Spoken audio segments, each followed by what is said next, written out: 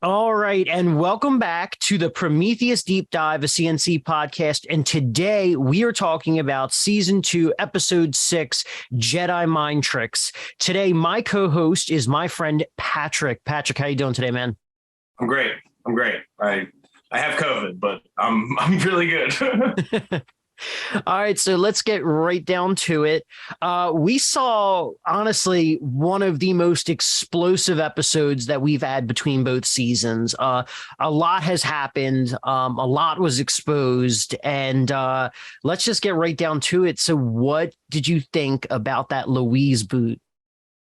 I thought it seemed like we're finally getting into the part of in Survivor when they're like, all right, now we're gonna start getting rid of people because they're good, because they're actually threats that they don't want around anymore, which is always when it starts getting, harsher and everybody's more rude, which is definitely better. I think that she did a really good job at arguing for her to stay in. It was funny to see that she knew that she was also a threat, but, she just argued that she wasn't, she was good. Yeah, I definitely at the beginning of the episode thought that she was probably going to be one of the last three in, but I guess not. Sayonara. Yeah, I mean, that was actually a sentiment that was said by quite a few people. A lot of people were thinking Louise was going to make it pretty far. I've said this before, I believe, on the podcast, but my very first org that I played with Louise. She won that org. Oh, really? Yeah, she is a fantastic player, and she was about to rev the fuck up. I know she was. Yeah, what was with her sign off? I think there's a little bit of bitterness, but I think also she's being dramatic. I think she's, hamming it up. Yeah. Okay. But what is she going to be able to do on the jury now? Like does have abilities now. Yeah. So, I mean, at the end of the game, just like Survivor, what's that? She's picking the winner. Yeah. She's picking the winner. So something that I think sometimes people overlook is jury toning. So like the first person that you send to the jury, and in our case, that jury is stuck in a room called the Sticks. You're in that room for the entire day. Our days are 8.5 hours long. So you're essentially out of the game until the end of the day. So you just are stewing in this bitterness. So if you send in one way, if you send the wrong person to the jury, they're going to stew in that jury. And then you're going to add all these other people into this room. And then they're just going to bitch and complain and bitch and complain. And it just sets this negativity for whoever they dislike. So Louise is off in the Sticks. Yeah, she is in another breakout room called the Sticks. And That's where she's stuck literally up until the end of the game when she finally gets to talk to the other people. Oh, wow. Yeah. So she's just waiting there for more people to show up. Yeah. Okay. Yeah. And later in the season, we did it in season 1 as well, but later in the season, in the middle of the episode, once like the cast really dwindles down and there's not as much content to deliver, we add in an additional segment called the Stick segment, and you get to see what the jury was up to the whole time. I want to see what's going on over there, because I thought when she said that at the end, I was thinking like, oh, she's she's probably going to have some sort of final move here, which doesn't really sound good for Bloody. I mean, I guess also at the same time, Louise did say at the end, like, if you leave that type of player in the game, like, of course I am going to vote for them. So she essentially was being bitter towards everyone else, because I don't think Louise blames Bloody at all for fighting, no. Yeah, no, it was towards everybody else, because she was trying to sway everybody else that she's not as much of a threat. Yeah. Which I don't know if that's true. I mean, like, they're both, I don't know. Yeah, I would be more scared of Bloody. Yeah, I mean, I think the thing is that like Bloody is strategic. She is smart. She is social. She's a lot of things. She is not proven to be that great in challenges. So I mean, you at least have that you can always rely on. That she's probably not going to win a challenge, and you can boot her off at a number of different points. That's true. But with Louise, or not Louise, with Bloody, I think it's a thing of and it's kind of talked about in this episode, is that she's very talkative. She's very loud. And so that naturally makes her this huge presence. And then you even have, as, I believe I left it in, they said about Jeffrey, like Jeffrey, called her out like at the beginning of the game. Yeah. And so now her target was like getting even bigger, Yeah. Yeah. I mean, that game, I know we're going to talk about it later, but the game, the challenge is basically just calling out all of these things that nobody wants to call out. And it's perfect. It's so much fun to watch. Yeah. It was good. It was funny. We'll talk about that after. Where are we at? Well, we're still talking about the temple and Bloody and Louise right now. Yeah. There was it seems like the temple, Ben was another guy who squeaked through again. He's another person that's very loud and draws attention. I could see him going very soon, but he didn't really have much to nobody was going for him this time. Yeah. It's kind of crazy. Like, Ben did inadvertently, he did not do it purposely. He like inadvertently is the one that kind of calls Louise's boot. What do you mean? So after the challenge, he said in the breakout room with, I believe it was Bloody and Aaron, he said, we have these under the radar people like Louise, who didn't get anything. And he's like, I think Bloody, like people like you and me who have big targets, we should stick together. Because if you boot me today, who's to say that they're not just going to boot the next biggest target, you, tomorrow? Right. So well, that's the same. It's kind of the same exact thing Louise said when she was clinging on. That's the thing. It's like, Ben is the one that inadvertently, threw Louise's name under the bus. And so he's the one. Yeah, he's the one that put out that second name, which also, like, the whole thing is crazy because we had a blackout cycle this episode and they weren't allowed to use Messenger. I didn't block them from doing that. We have to trust that they're not going to do it. All right. Yeah. We have production members in their chats. They could just create another chat on the side, right. but stopping them from just texting. Yeah, we would hope they wouldn't do that, right. But given not that I think anybody is. Yeah. But given how crazy it was, I believe there wasn't any messenger at play. Right. What's the point of cheating? Unfortunately, people do cheat in these games often enough, but it's so stupid. But what's that? I said that's wild. But yeah, with these people though, it was really looking like it was going to be a Bloody boot. Had Bloody not called Louise out at the temple, I'm 99% sure Bloody would have gone home. There was about 5 or 6 scenarios that could have played out, and about 4 of them all were Bloody's name. Because it's funny, we had in the last episode, we had they were debating between voting out Josh or CJ, someone who on the Guyan team, the big team going into the merge, they, part of it was like they thought Josh had given up, but also they thought that they could trust CJ more. But the funny thing is, CJ flipped on his original team. He voted with the underdogs.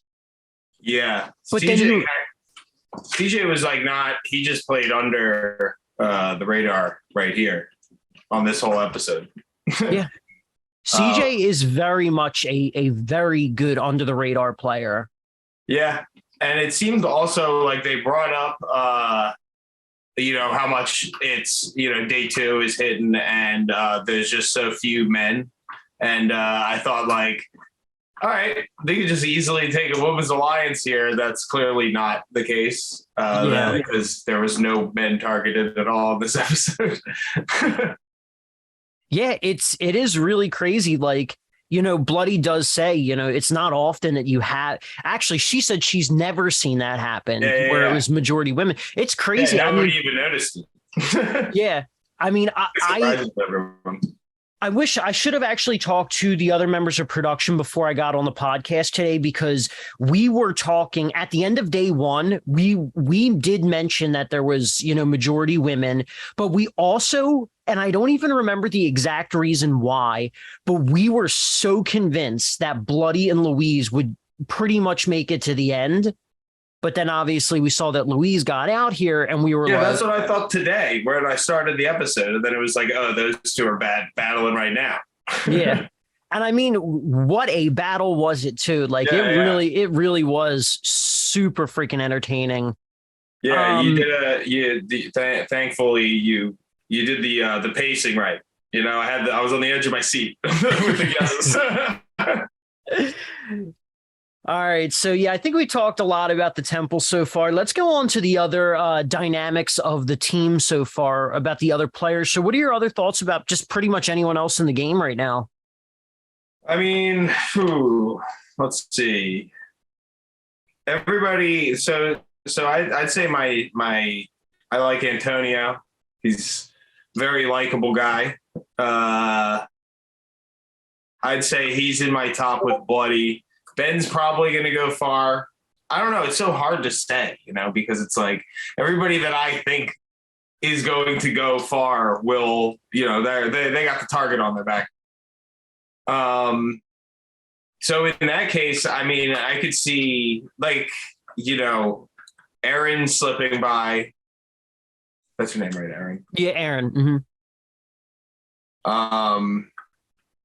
Because she also has she was called out for just being in Bloody. It's by her side constantly.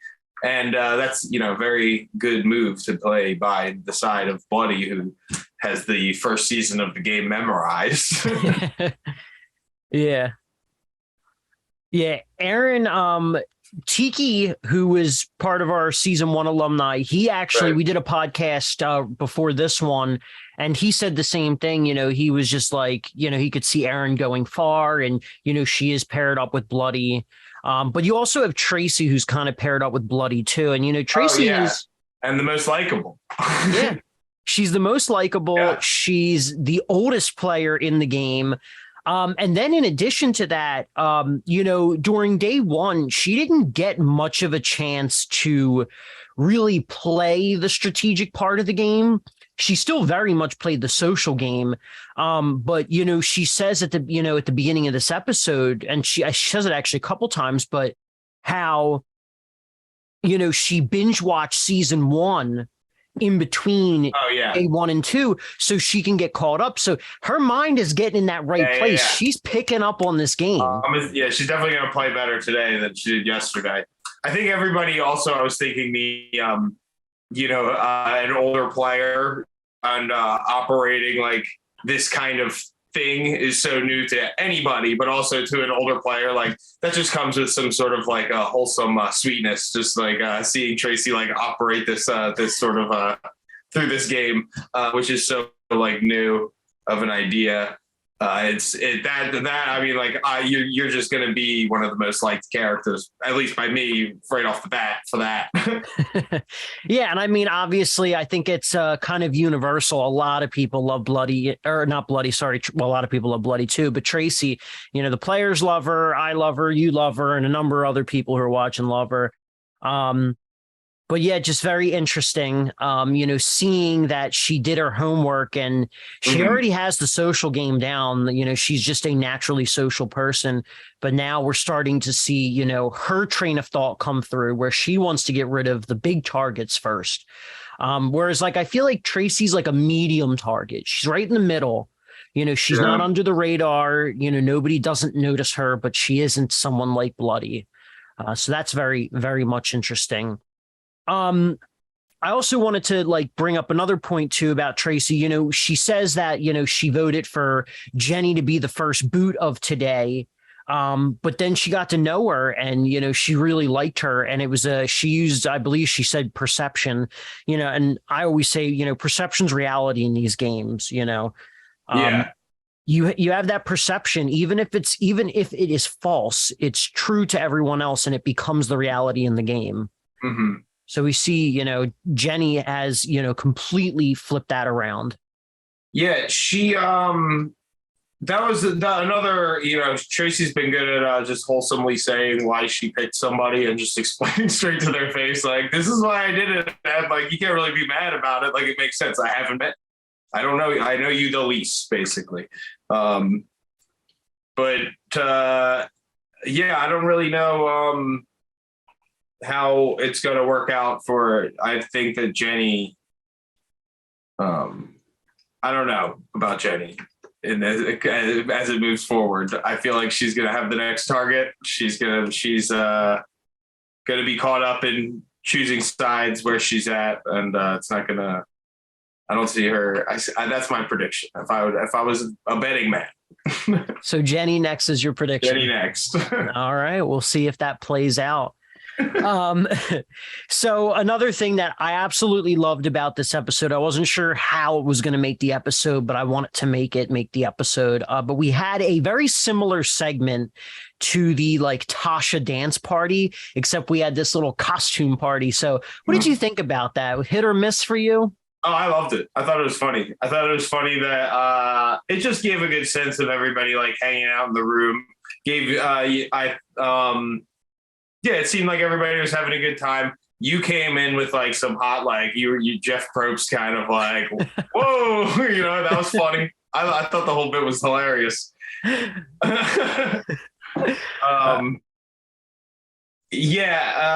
there was something I was going to say about that. It was just it was a bummer that Siege did not have the best. He obviously doesn't have a lot of costumes, but everybody else like just pulled out some pretty cool stuff. Yeah, I mean, I guess it fit in at the end. He was ketchup, and Louise. They made it work. Creativity, that counts for something. Yeah. So, but yeah, it was just a funny little segment. So, we've already kind of talked about it. Let's kind of move on to the challenge here. So with the challenge, like I said, we already talked about it a little bit. So, what did you think about it? What were some of the big revelations for you, or what did you find like really crazy that was exposed? I thought the whole idea of the game was great because, you're basically taking part in exposing, like, even if that nobody wants you to sit down and think about who the most powerful player is, because then when you do, it's like, oh shit. And then especially when you see what everybody else thinks, then, all of your attention goes over that way. So you want to vote. Like sometimes, it would be more, your vote is not just to win the game in this game right now. It's also strategy. You could be like, I'm voting for this person as the least likable player. And now they think that you think that, you don't want them to think that. So you could, that you could get a point in this current game, but you could later use that and show you that, I'm on your side or something, where it's like not really. I thought that was cool. It was funny. It was funny how many people, like, anytime it came into those specific questions, everybody just kind of just picked themselves. And I don't know if that was like a safe kind of go, or just like they actually are self-conscious and think that about themselves. Yeah, I mean, I think it's a mix of both, but I also think, it's probably more so the safe route, because you don't want to be like, I don't know, let's say you're Ben, for instance, or really anyone from Ben's original team. You don't want to be like, Antonio, I think you're a snake, or even though in the reality of it, they're voting for what they believe everybody said. Yeah, exactly. But you're afraid that it's going to sever these connections. But like in my experience, because I played this game too in other orgs, it's, in my opinion, it's not that big a deal. Usually there's just so much going on that people aren't necessarily remembering everything.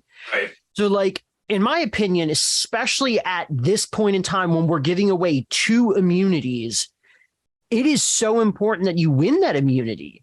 And you had people that kind of tank the game because they're trying to do the safe route. But I totally understand it. I totally do. Yeah. I mean, there was one, I think, what was it it wasn't most annoying, was it? Most annoying. Mm-hmm. Yeah. Everybody picked themselves except two other people picked Ben.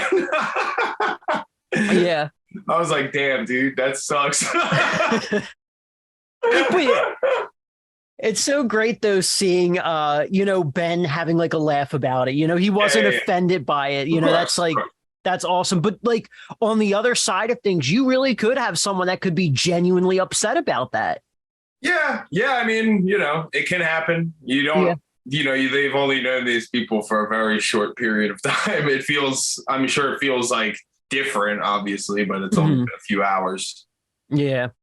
But I mean, you had like, you had a fake version, but you had like Antonio who was like pretending that he was super upset and that he was like tearing up about being called a snake, Yeah. Which like, I think for Antonio, no matter what, he was safe. Not only did he win immunity, but I think even had he not won immunity, I don't think there would have really been a target on Antonio's back. But that kind of thing could potentially gain you a lot of sympathy. Yeah, right. I just see like there's a lot of you got a lot of strategy built into that game. Yeah, like just like minor details of things that I think it was a really good challenge. Yeah, just especially right now, like I feel like it dictated the way that everybody felt going forward into the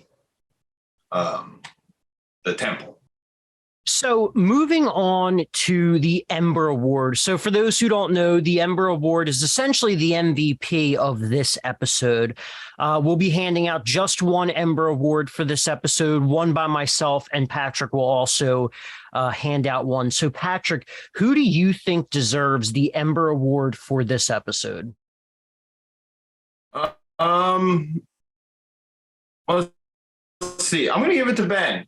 He called who got the boot, and he also got called most annoying, and I think he deserves the Ember Award for that. Okay, fair enough. I was between two names this episode. I think, going back when I was originally editing this, I had a third name in mind, and Ben was originally that third name for me. But as of now, I only have two names, which is Bloody and Louise. But I think I'm going to have to give my Ember Award to Bloody this episode, mainly because she would have been the boot had she had not called Louise out this episode or during, the temple. And honestly, it not only called out a lot of things that were happening in the game, including that Ben was the one, even though Ben exposed himself, it brought up that, that topic. She brought up a lot of stuff, and she essentially, by doing that, got her entire team minus CJ on the same page to vote out Louise. So I have to give it to Bloody for this episode. But all criteria is completely fair. So we got one for Ben and one for Bloody this episode. I 100% was going to give. I mean, Bloody also played. That was my second. It was between Ben and Bloody. I mean, Bloody came up the most in the challenge. Obviously, is crushing it. And it's just like also came. Was it a head to head just based on who the more powerful person is, and somehow. I don't know. I she definitely is very powerful. So yeah, she's becoming very powerful. Once again, she had 8 of the 12 categories that she was voted for, which is quite something. But yeah, so I guess on that note, do you have any final thoughts about this episode or just anything in general? Oh, I liked the music at the end. I noticed that you got some Mike D music down at the during the Luis recap. That was awesome. I'm liking the sounds of it. Yeah, I mean, I'm just enjoying this season. I think it's really progressing really cool. I was sitting around when I was started it, I was thinking like what, because it's really a weird concept, you know, like it's kind of like, what is the game? The game is just kind of like staying in it. And the drama around it it's just a very like strange concept in itself. And it's a cool thing to see it like explored and expand into what it is. So I'm really enjoying it. I think it's really good so far. Cool. Well, thank you. I appreciate that. I do remember you saying at one point when you had started season 2, you were saying that like it was a lot more, I forget how you worded it, universal or something like that, or how'd you word it? You said it was more something along those lines. You were saying that it was like more universal than you had thought it would be. Or well, yeah. I mean, when you first explained the it to me, I didn't think that I would enjoy it, and you know, watching it, it even when I'm telling people or you know talking about it, I don't make it sound as cool as it really is. And it is something that I think that you know your average person can throw on and enjoy.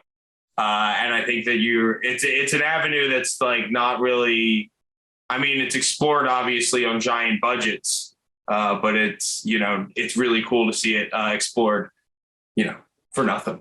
Yeah. You know, just because people like doing it. And it's, you know, it's a good experiment. You know, it's a cool social experiment, the same kind that you would see with big budget shows.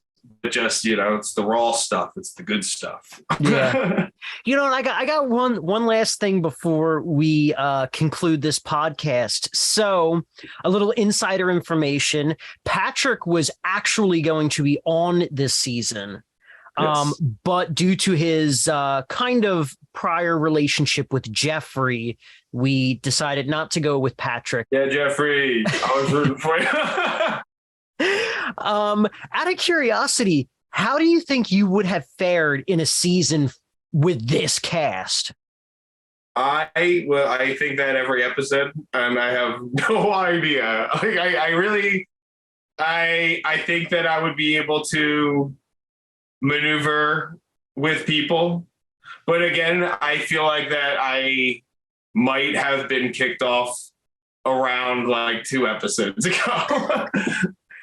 Like it would really all depend on if I clicked with everybody or if not, and also how much that I was like trying to, you know, pull some maneuvering, you know. Well, I guess you know when you're outside of it.